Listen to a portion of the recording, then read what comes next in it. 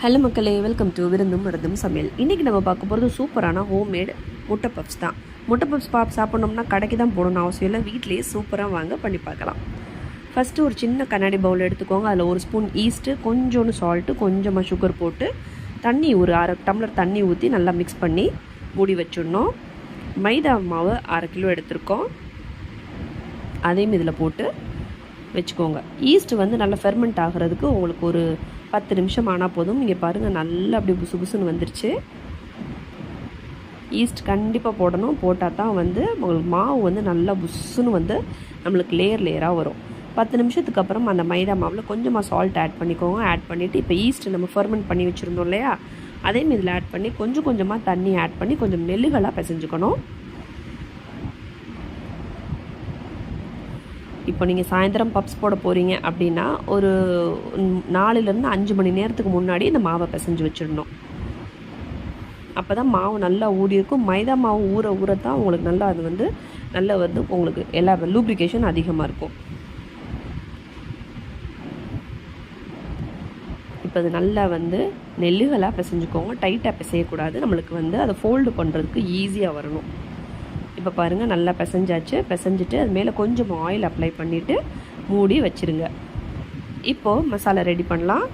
நான் இப்போது ஒரு 10லேருந்து 12 பேத்துக்கு முட்டை பப்ஸுக்கு 1 கிலோ பெரிய வெங்காயம், அதாவது 8-9 பெரிய வெங்காயத்தை இந்த மாதிரி ஸ்லைஸ் போட்டு வச்சுருக்கோம். ஃபஸ்ட்டு அதை நல்லா வதக்கணும். வதங்குறதுக்கு முன்னாடி கொஞ்சமாக சால்ட் ஆட் பண்ணுங்கள், அப்போ தான் ஃபாஸ்ட்டாக வதங்கும். அது வதங்க உங்களுக்கு அப்படியே இஞ்சி பூண்டு பேஸ்ட் 1 ஸ்பூன் ஆட் பண்ணிவிட்டு 2 தக்காளி, குட்டி தக்காளி சீட்ஸ் இல்லாமல் எடுத்து அதையும் நல்லா வதக்கிடுங்க. நல்லா வதங்கினதுக்கப்புறம் 1 ஸ்பூன் கரம் மசாலா பொடி, மிளகா பொடி ரொம்ப கம்மியாக போடணும், சின்ன பிள்ளைங்களும் சாப்பிட்றதுனால காரம் அதிகமாக இருக்கக்கூடாது. 1/2 ஸ்பூன் மிளகா பொடி, 1/2 ஸ்பூன் வெறும் மல்லிப்பொடி, அப்புறம் மஞ்சள் தூள். ஏற்கனவே நம்ம இதில் உப்பு ஆட் பண்ணியிருக்கோம் வெங்காயம் வதங்குறதுக்கு முன்னாடி, அதனால் உப்பு பார்த்து ஆட் பண்ணுங்கள். இப்போ பாருங்கள், நான் எவ்வளோ வெங்காயம் போட்டேன், அது எவ்வளோ சுருங்கி வந்துருச்சு பார்த்தீங்களா. முட்டையை மேக போட்டு வச்சுட்டு 5-6 மணி நேரத்துக்கு அப்புறம் இந்த மாதிரி ஃபெர்மெண்ட் ஆகிருக்க மைதா மாவை எடுத்து நல்லா பிசைஞ்சுக்கணும். நல்லா உப்பலாக இருக்குது, இந்த அளவுக்கு நல்லா நெல்லுகளாக சாஃப்டாக இருந்தால் போதும். இப்போது ஒரு பப்ஸுக்கு தேவையான அளவுக்கு உங்களுக்கு நான் மாவு எடுத்து காட்டுறேன். இந்த மாதிரி காட்டணும். இப்போ நம்ம அதை எப்படி ஃபோல்ட் பண்ணுறதுன்னு உங்களுக்கு காட்டுறேன். 2 விதமாக நம்ம இதை ஃபோல்ட் பண்ணலாம். ஃபஸ்ட்டு ஒரு நல்லா ரவுண்டான கட்டையை எடுத்துக்கோங்க, இல்லை பிளேட்ஸ் இருந்தால் அதையும் எடுத்துக்கோங்க. இந்த மாதிரி அப்படி திக்காக ஃபோல்ட் பண்ணுங்கள்.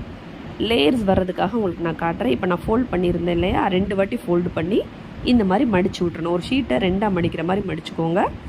சென்டரில் இந்த மாதிரி மசாலாவை வச்சு முட்டையை கட் பண்ணி வச்சுருக்கேன், ஹாஃப் முட்டை. அதையும் வச்சு ஒரு மைதா பேஸ்ட் கொஞ்சமாக எடுத்து அதை இந்த கார்னர்லேயும் அந்த கார்னர்லேயும் ஒட்டி விட்டுறணும்.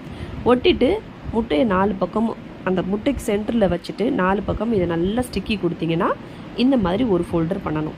அடுத்தது திருப்பி கொஞ்சம் மாவு எடுத்துக்கோங்க, இந்த மாதிரி தட்டிக்கிட்டே வாங்க. இந்த மாதிரி ஸ்கொயர் ஷேப்பில் கொண்டு வந்துடணும். அதை மறுபடியும் இந்த மாதிரி ஃபோல்டு பண்ணுங்கள். மறுபடியும் இதே மாதிரி ஸ்கொயர் ஷேப்புக்கு லேசாக எண்ணெய் அப்ளை பண்ணி கொண்டு வாங்க. ஏன்னா முட்டை பப்ஸ்க்கு லேயர் ரொம்ப முக்கியம். இப்போ கொண்டு வந்துட்டு மசாலாவை சென்டரில் வச்சு அப்ளை பண்ணிக்கோங்க. அங்கங்கே டேர் ஆகிருந்தால் பரவாயில்ல, ஒன்றும் ப்ராப்ளம் இல்லை. முட்டையை கட் பண்ணி அதையும் சென்டரில் வச்சுட்டு இப்போ இந்த 4 கார்னர்ஸையும் உள்ளே மடித்து விட போகிறோம். முட்டைக்கு மேலே கொஞ்சமாக மசாலா வச்சுக்கோங்க. இப்போ அந்த 4 ஃபோல்டர்ஸையும் அந்த கார்னர்ஸ் ஃபுல்லாத்தையும் அந்த மசாலாவை வச்சுட்டு நம்ம எல்லா இதையும் ஃபோல்டு பண்ணிடணும். இந்த மாதிரி கண்டிப்பாக பேஸ்ட் ஒட்டுறதுக்கு மறந்துடாதீங்க, இல்லாட்டி நீங்கள் எண்ணெயில் பொரிக்கிறப்போ அது எல்லாமே பிரிய ஆரம்பிச்சிடும். இங்கே பாருங்கள், அந்த லேஸாக பிரிஞ்சது எல்லாத்தையுமே மைதா தானே கொஞ்சம் ஸ்டிக்கியாக இருக்கும், ஒட்டி விட்டோம்னா ஈஸியாக போயிடும். இப்போ உங்களுக்கு நான் 2 விதமாக சொல்லி கொடுத்தேன் இல்லையா, ஒன்று ஸ்கொயர் மாதிரி மடிக்கணும், இன்னொரு 4 ஃபோல்டர்ஸே வச்சு மடிக்கணும். எண்ணெய் நல்லா காஞ்சதுக்கப்புறமா அடுப்பை ஹையில் வச்சுட்டு ஃபஸ்ட்டு இதை போட்டு லேயராக அப்படி எண்ணெய் மேலே ஊற்றிக்கிட்டே இருக்கணும். ஒரு பக்கம் வெந்ததும் திருப்பி போடுறீங்க இல்லையா, திருப்பி போட்டோன்னா அடுப்பை கொஞ்சம் சிம்மரில் வச்சுருங்க. சிம்மரில் வச்சு வேக வச்சிங்கன்னா தான் உங்களுக்கு நல்லா மொறு கிறிஸ்பியாக கிடைக்கும். கடையில் எப்படி வாங்குகிறோமோ அதே போல். இந்த பக்கம் நல்லா வெந்துடுச்சு.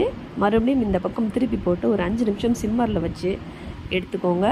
இதுக்கு நீங்கள் கெச்சப் வச்சு கூட சாப்பிட்ணும் அவசியம் இல்லை. நார்மலான கிறிஸ்பியான முட்டை பப்ஸ் ரெடி ஆயிடுச்சு. வீட்டிலேயே நீங்கள் செய்யலாம். இதை கண்டிப்பாக ட்ரை பண்ணி பாருங்கள். இதே போல் அடுத்து நான் உங்களை வேறு ஒரு நல்ல வீடியோவில் சந்திக்கிறேன். இது வரைக்கும் கீப் சப்போர்ட்டிங். தேங்க்ஸ் ஃபார் வாட்சிங்.